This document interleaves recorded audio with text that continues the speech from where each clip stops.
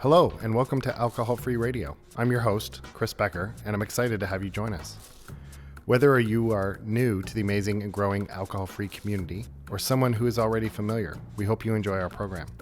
This is where you can hear from some people making a real difference, whether as brewers or producers of amazing beverages, influencers in the community, authors, storytellers, and more. We aim to break it down and bring it all together. Our goal is simple: to build awareness about this great community and to help make alcohol-free fun, easy, and tasting great. So here we go. Enjoy. This episode is a Meet the Makers with our CEO, Dan Stiller. Dan had the opportunity to meet Morgan McLachlan, the creator of Soi, in collaboration with Katy Perry. And they get into the drink and the inspiration and how it's celebrated and making it its way into the market. And we're proud to carry here at Better Rhodes. Without further ado, I bring you Morgan McLachlan and Dan Stiller in this episode of Meet the Makers. Take care. Hi, everybody. It's Daniel Stiller from Better Rhodes, and we've got another episode of Meet the Makers with Morgan McLachlan.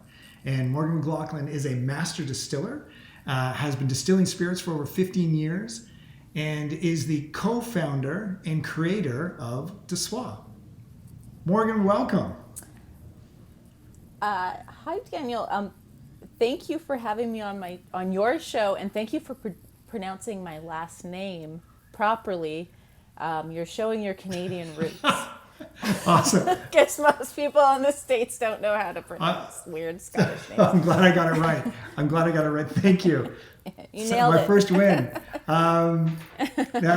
So thank you very much for joining us. And, again, one of the things I keep finding in this industry is the alcohol-free industry really seems to be pushed forward by women. And I'd be really interested just to learn a little bit about how you decided to become a master distiller. And then I'd love to kind of maybe probe a little further in how that ended up evolving into Soi. For sure. And I'll try to give the somewhat abridged version.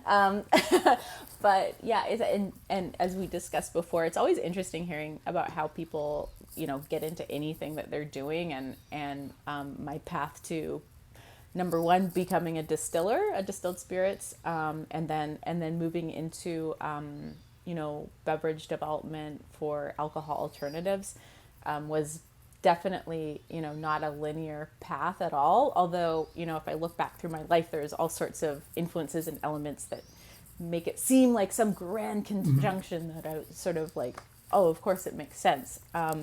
But really quickly, I grew up in Canada, like yourself. I actually grew up in the wilds of British Columbia, and grew up mostly in an artist family, and grew up around alcohol. My parents are very, have certainly, sticking with the British cultural heritage. So there's a lot of Scotch drinking and gin and tonic drinking when I was a kid.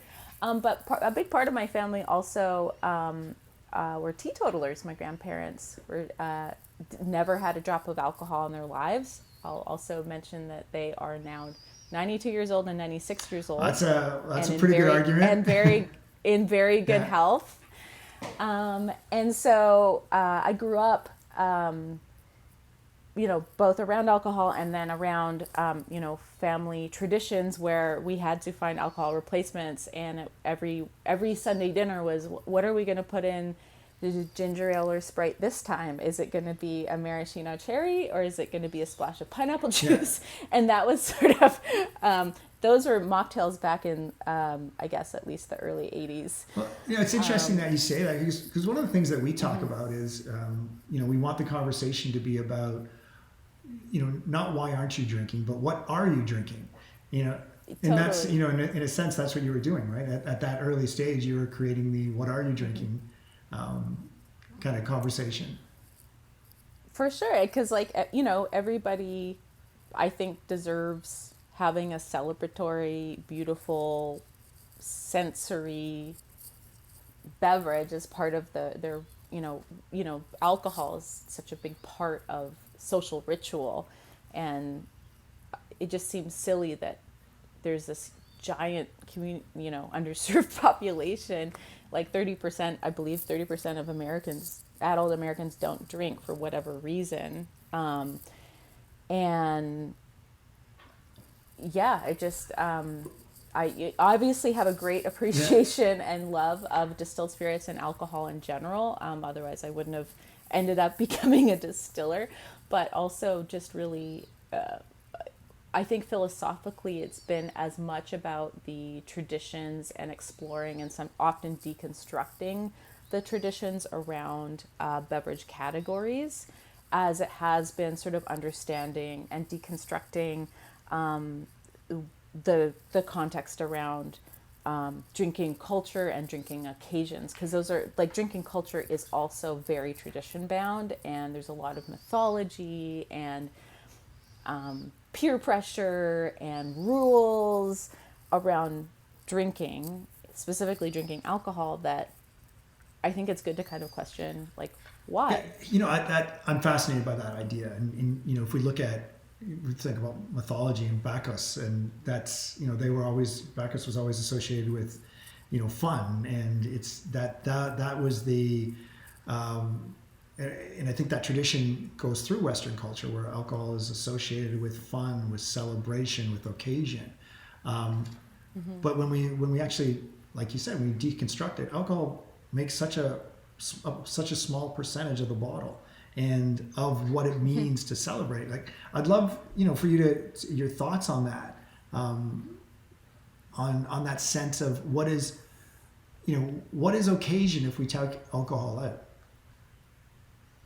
Yeah, I mean, I think that for people, it's a lot of different things. Sometimes it's if we want to think from a temporal aspect, we're marking a point in time, and it's a ritual, really. The occasion is a ritual, and I grew up in more of a witchy family, but my friends that grew up in Catholic or Anglican, there's a lot of the Eucharist or drinking and eating that goes along with those cultures. Witches, we like our cakes and ale after we practice our magic, not during. This is true, that there's rules about this, but also, there's the occasion, birthdays, holidays, Sunday dinner, that kind of stuff, the champagne toast at the wedding, there's those type of, it's rituals, and those rituals are, for me, those are big rituals, and then there's little everyday quotidian rituals, which are the everyday things where we sort of put points in time for our day. And then there's also ritual, I think, around connecting and bringing people together just in general, breaking bread. Breaking bread and sharing a glass of wine, and that sense of community, right? It brings, one of my favorite movies, it's a Chinese film called Eat, Drink, Man, Woman. And it kind of really explores I don't know if you've seen the film, but it explores the ritual and the sense of community around food and drink, and it's something that I think in Western culture, especially North American culture, we've lost a lot of. But when you go back to that other statistic you said about that 30%, when we think about community and we think about occasion, we've created these environments where there are a lot of people who no longer feel welcome, and that's one of the things I think about is, how can we extend the table? How can we bring more people to the table? For sure, and because it's about inclusivity, right? Like that's a big thing, and I think, we're discovering that in modern times, the world is becoming increasingly, unfortunately, tribalized, and bringing people together, I think is more important than ever, and being inclusive and including people, and so there, it's not like we're saving lives here, but I do think that inclusivity is very important, and it's very important to this movement. I feel so terrible for my stepmother. She's probably been sober for over 25 years now, and I'm a distiller. My father loves alcohol, and I can't tell you, like, every family dinner, and we're sitting around the table and we end up tasting things and talking about the notes in this wine, or this vintage of whatever, or different terroirs of Scotland, and she's completely left out of the conversation. And I mean, not to mention the fact that she's usually drinking like a Pellegrino with some lime in it. And I like, she should be able to have sensory explorations with friends too. And so that is a big part of it. And I think it's great to destigmatize not drinking alcohol. Yeah, we were talking about this earlier, but alcohol is the only carcinogen you have to justify not taking. It's but That's right. So was that sense of community that you talked about, that that exploration of flavor and taste, was that part of the inspiration for De Soi? For sure.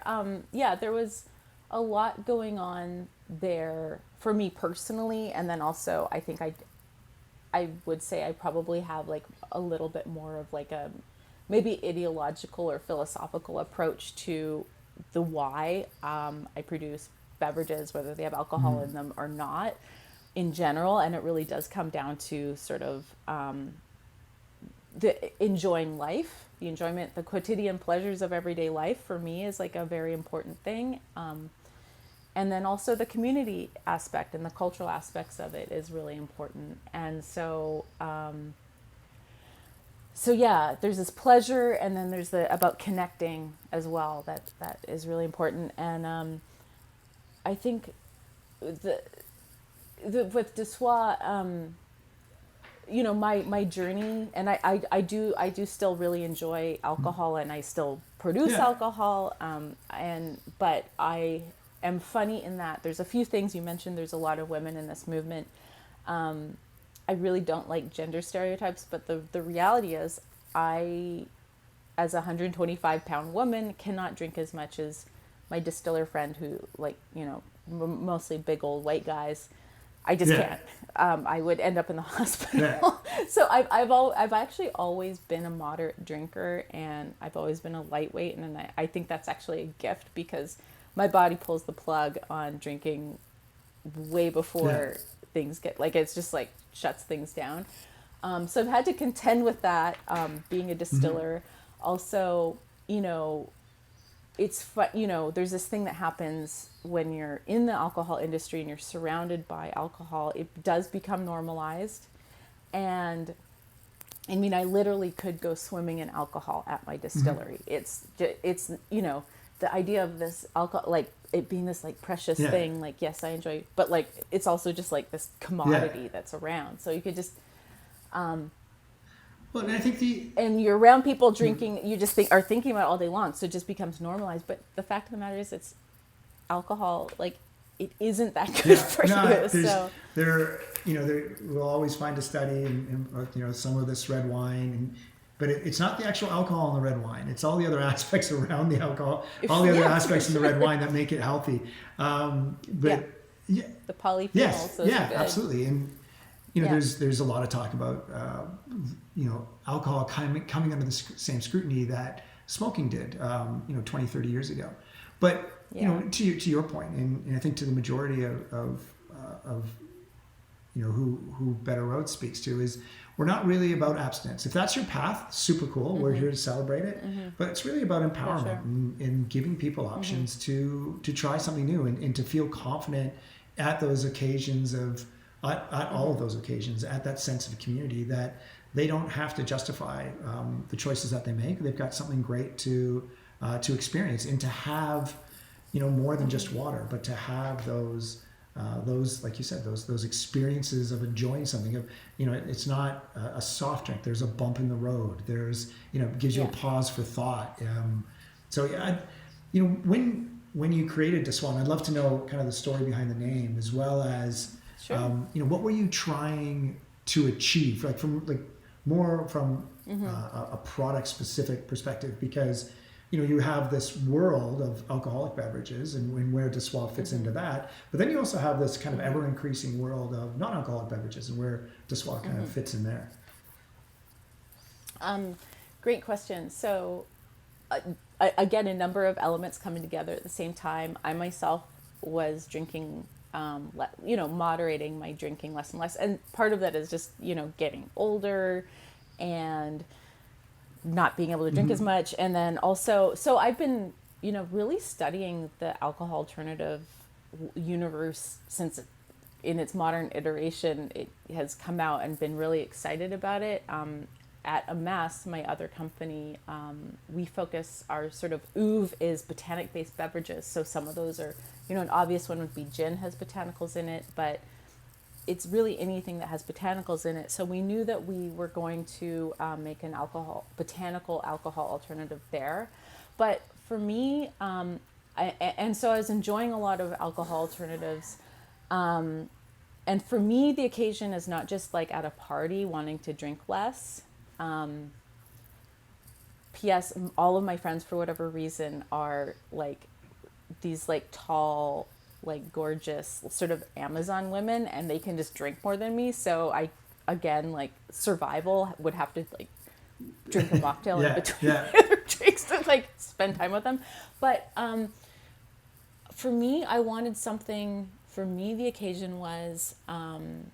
There are a number of things. I wanted something. I'm the type of person who comes home from work and I don't want to make a cocktail. I just want to enjoy something simple. So I typically reach for, open a bottle of wine and have a couple glasses of wine after work to kind of relax and enjoy something and unwind. And then is it also like a sense of closure, like for just kind of Yeah, like we're starting a new sort of, it's an energetic shift, right?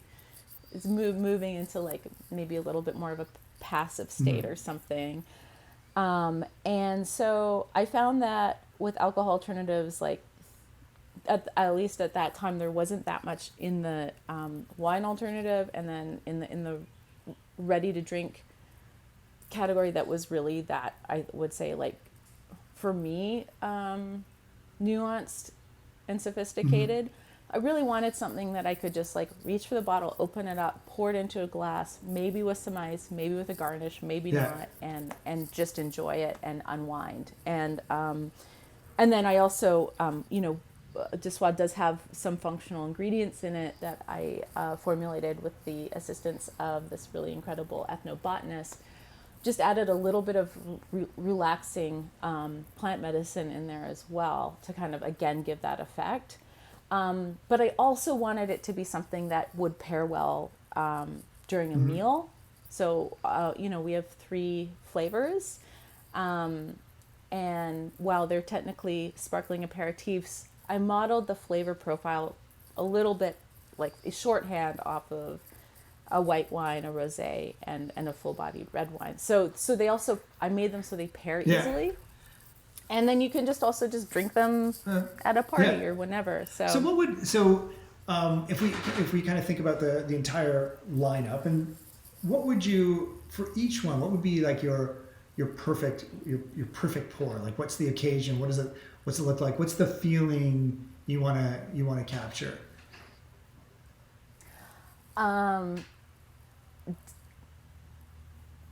What's the feeling? Just sort of, I mean, really, I'm so fascinated by pleasure, and getting back to the name, Dessoir. My fellow, I would assume, Anglophone Canadian, Dessoir means pleasure with restraint. Okay. And our incredible brand director, Freja Perro, came up with that name. And we're actually in Paris together as we were sort of ideating on this. And we were out for a really great meal with some other friends in the alcohol beverage industry. And at some point, someone brought out a bottle of verjus. And I was like, this is you can't, it's really hard to find this in the States. Like, and it was so yummy. And, you know, so we're drinking the verjus, and she didn't even know it didn't have alcohol in it. And we started talking about, you know, this idea that I had for the product with our, and Freja said, what does it mean to sort of like moderate? How do you say this in French? And someone said de soif.